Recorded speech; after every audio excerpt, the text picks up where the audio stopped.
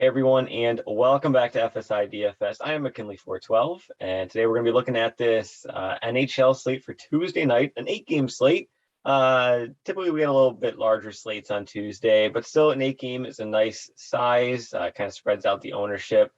We got two teams that are really sticking out for tonight, and that is Boston at home against Detroit and Minnesota at home against Arizona, who is on a back-to-back. An Arizona team that just beat Winnipeg in Winnipeg, but they were outshot by like 31 shots on goal. They won 1-0. It was just crazy. So they're heading off to Minnesota, and those are going to be your two biggest favorites on the money line. We don't have the slides up today. I don't know. I was having some technical issues with it, so we're just going to kind of do it old school style and just kind of go through on DraftKings itself. So Boston, Minnesota, those are your top two money line favorites. Highest over under right now is this Florida Washington game with an over under of 6. But we'll keep things similar to how we've been doing it. We'll go position by position, kind of talk about some of our favorite plays. And we'll throw some other guys in there as well. And hopefully we can develop a player pool, or at least start a player pool for you guys that you can build around. So let's just start right here at center. Patrice Bergeron, 8.4K. His salary is getting up there. He is a guy who I don't really want to play at this price. I wish he was below 8K, because really at this price range, you're wanting him to get at least like 17 or more points. 17 would put him at like 2x his salary. So you're going to want at least 2x, at least 17 points. And he's done that once, twice in his past 10 games.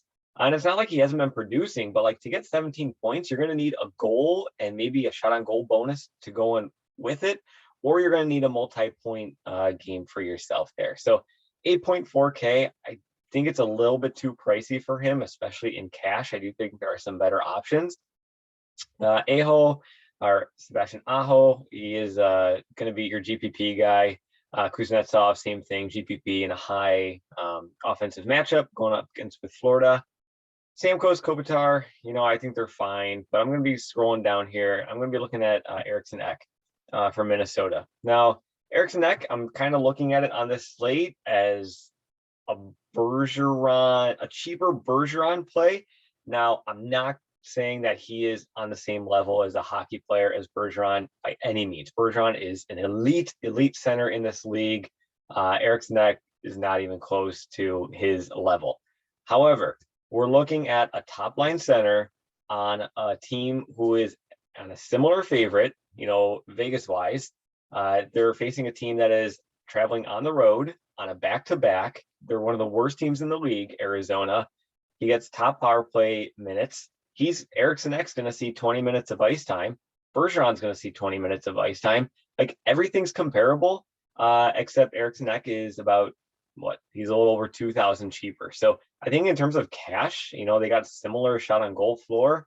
For cash, I'm probably gonna be learning Eriksson Ek, just because I think while he might not have as high of a floor and doesn't have nearly as high of a ceiling, I still think that price gap in between the two, I would lean towards Ek here at 6.1K.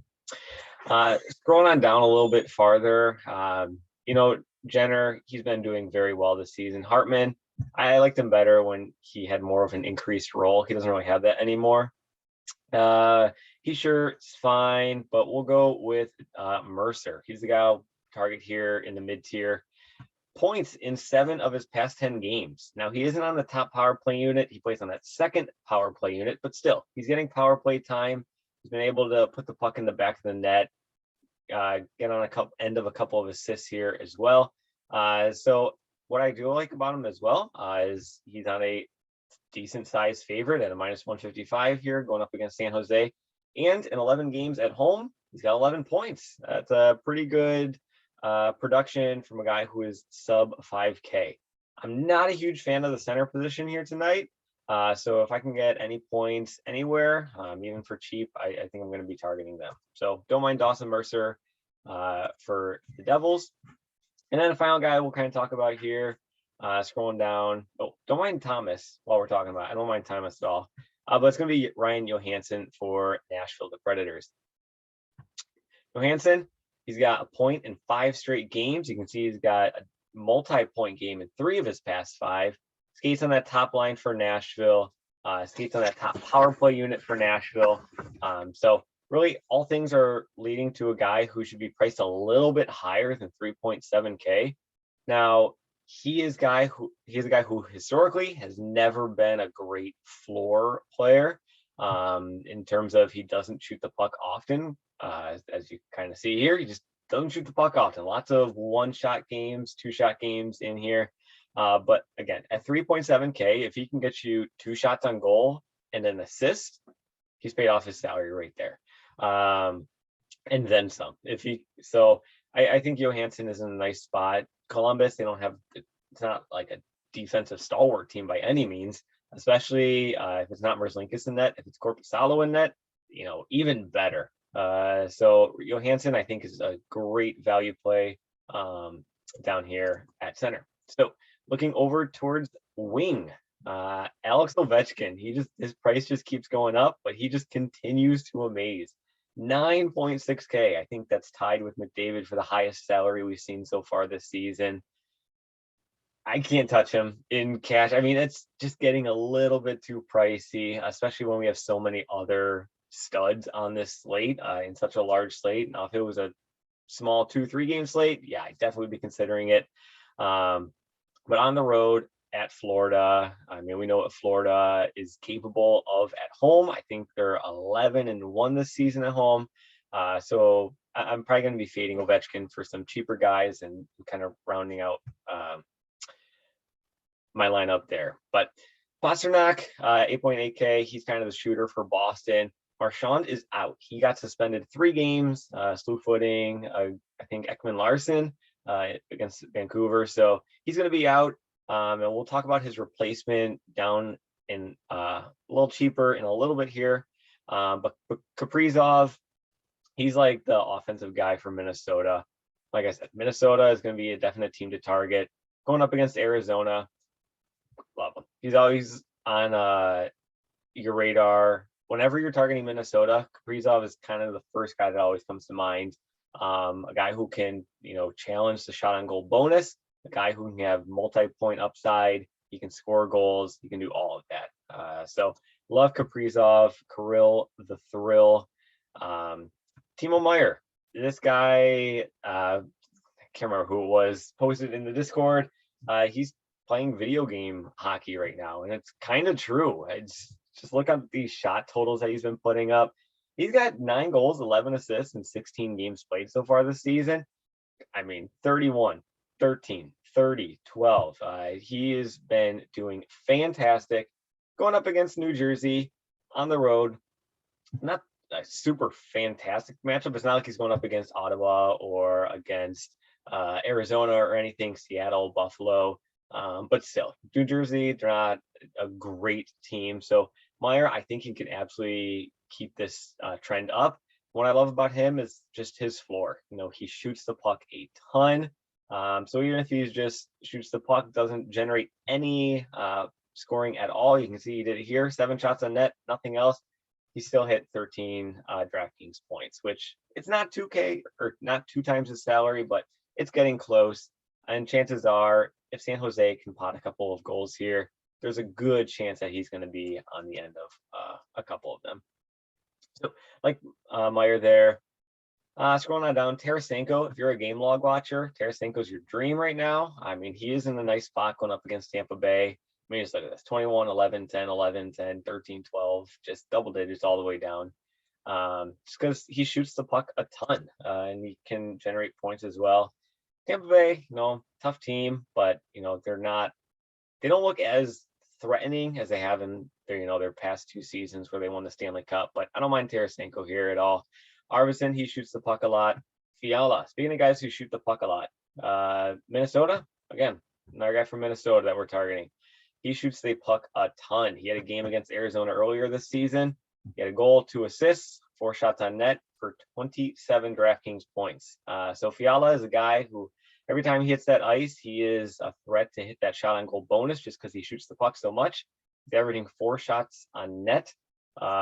per game at home this season. And like I said, Arizona, they're on a back-to-back. They just got smoked by Winnipeg. I know they won the game, but they got smoked. So I think they're going to be a little tired, could possibly have a little letdown here, and Minnesota just turns on the Jets and goes guns blazing on them. So I like them there. But we'll just kind of keep scrolling down here all the way to Marchand's replacement. I mean, I'm recording this the night before, so check morning skates to see what Boston does here. But I would assume that it's Taylor Hall bumping up to the top left wing alongside Bergeron and Pastrnak. So Taylor Hall, 4.2K. Anybody that's skating with, Bergeron and Pastrnak is definitely going to be a guy that you should have on your radar. If it's a guy like Taylor Hall and what his abilities are, that just bumps it up even more. So I think at 4.2K, he's going to provide some phenomenal value for you. He hasn't really put it together too much this season, but we know what he is capable of. He can kind of go off on any single night. So I don't mind Taylor Hall here, but again, check the morning skate line to see where he actually is lining up.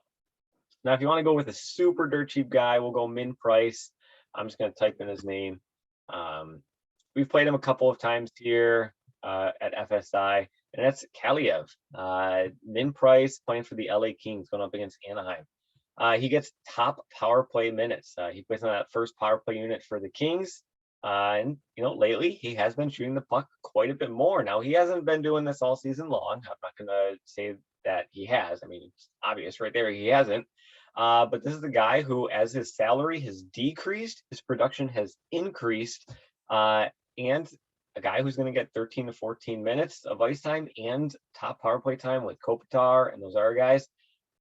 If you're looking for a cheap guy at wing, Kaliev, I don't mind him at all. If he can get you those 3 shots on net, boom, there he's paid off his salary in cash for sure. If he gets a goal or an assist, GPP, he's looking real nice.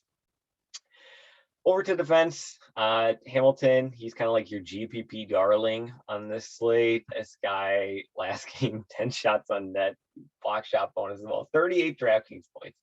That's just insane, especially when you only get a goal and an assist. But it's not the first time he's had 10. Yeah, he had 10 shots on net last time.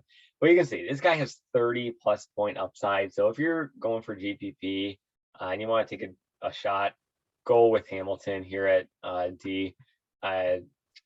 38 points, 27, 33, 34. The guy, when he decides he wants to take it over, he'll take it over. So Hamilton right up at the top there. I'm going to be kind of paying down a little bit here. I'm looking at McAvoy for Boston. 17 DraftKings points, no goals, no assists in his last time out. So he does provide a decent floor for you. Top power play unit. I think Boston's going to be able to generate some goals without Marchand. Maybe he shoots the puck a little bit more, gets a couple more shots on net. But he's still going to see the same amount of ice time. It's not like they lost a defenseman or anything. But 6.3K, I don't mind paying for him. Maybe it is a little bit too pricey now that I'm thinking about it and talking about it, but still, I think they can't really go too wrong with McAvoy. Ferraro for San Jose. We've been on this guy for a month now. I don't even know. His price is steadily increasing here. But he went on a stretch. It was like 11 straight games where he hit the block shot bonus. He was constantly hitting like 3, 4, 5 times his salary on DraftKings, and they weren't doing anything about it. So we just kept playing him, and it was doing very well. And you can still see he's stopping a lot of shots. He skates alongside Brent Burns. He's getting a little bit pricey. I am getting a little bit more concerned. I don't want to be solely reliant on a guy hitting his block shot bonus at 5.1K, especially if he only hits the block shot bonus and doesn't do anything else. He's not going to really be paying off his salary at all. So he's kind of escaping the cash territory for me, and he's kind of turning towards the GPP area. As far as Minnesota, Dumba's up here. He's been a typical great DFS production player for Minnesota. But Brodin is the guy who's skating on that top power play unit for Minnesota. He just skates a ton. over 25 minutes of ice time, you know, every single night that he goes out there. He's going to block a whole lot of shots. Now, I don't know, like Arizona, they're playing on the back-to-back. Like I said, they just got smoked by Winnipeg in the shots on goal department. I mean, they were playing like a shell in the third period. They had zero thought about scoring another goal. So they weren't generating shots, but maybe that happens here against Knight. And he just doesn't hit the block shot bonus. But either way, Brodin, top power play unit, great spot. I just like all the Minnesota defensemen. I'm going to like Brodin. I'm going to like Dumba. Spurgeon's injured. But yeah, you really can't go wrong with Minnesota D. Scrolling on down. Just kind of seeing who's here. Jelchik, always interested in him. Drysdale, power play 1 for Anaheim. Gavrikov, he's been doing pretty well lately. I want to see his game logs. Yeah, he's been doing pretty well. Multi-goal, multi-assist here. But not a bad spot. Montour, he's always interesting for some plays. Gudas, I think we've talked about him in previous videos. He can get you shots on goal. He can get you block shots. Hasn't really put it together lately, but you can kind of see he can provide a little bit of a floor at a sub 3K. I think that's pretty much it. Paranovich for St. Louis. This is a Calder Cup winner when he was in college. I think it was 2020. So this guy definitely has the skill. It's not translating to the NHL at this point in time. I mean, like he's seeing the ice time. He's seeing 18, 17 minutes of ice time per game, but the offense just hasn't really generated yet. But it is there. It is there. But who knows? Who knows what's going on with that? But that kind of covers everything. Goalie is just kind of a toss it up in the air. Who knows what's going to go on with goalie? So I'm not going to really dive too much into that. But yeah, that kind of covers everything. I know I kind of rambled down there a little bit, but hopefully we can get these slides back up for the next video. We do videos Tuesday, Thursdays, and Saturdays. So please come check us out at FSI DFS. If you want to get like an official or the full player pool of guys we're interested in, cores for the classic slates, showdowns, tiers, our favorite line stacks, all that, and just hockey content. Please come join our Discord. Link is through our website. It's down in the description below. So please come check us out. We've had some new faces in there lately, and it has been fantastic getting that chat going. So please come join us. Really appreciate it. Just love talking hockey, talking life, whatever you want in there. So good luck in your contest as always, and we will see you in the next video.